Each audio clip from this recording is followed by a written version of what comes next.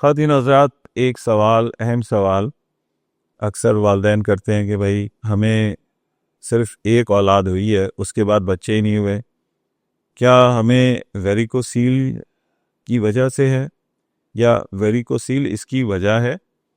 तो जवाब इसका हाँ में है। औलाद के लिए आपको सिर्फ एक नॉर्मल स्पर्म चाहिए, ठीक है।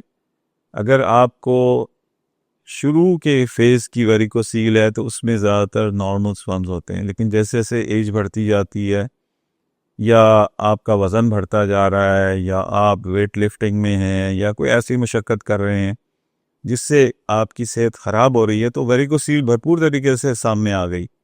अब वेरिकोसील कर क्या रही है? वेरिकोसील हीट प्रोड्यूस कर रही है। हीट की वजह से आपकी जो स्पर्म प्रोडक्शन है वो ख़राब हो रही है, टॉक्सिक केमिकल्स निकल रहे हैं क्योंकि खून रुका हुआ है।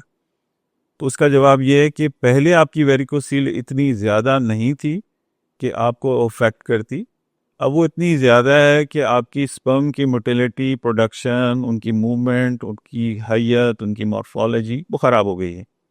ये काबिल इलाज है। आप हमारे दिए गए नंबर पर रब्ता कीजिए, इसकी तशख़ीस कराएं और इसका इलाज उससे भी ज़्यादा आसान है। वक्त ज़ाया किए बगैर हमसे रब्ता कीजिए।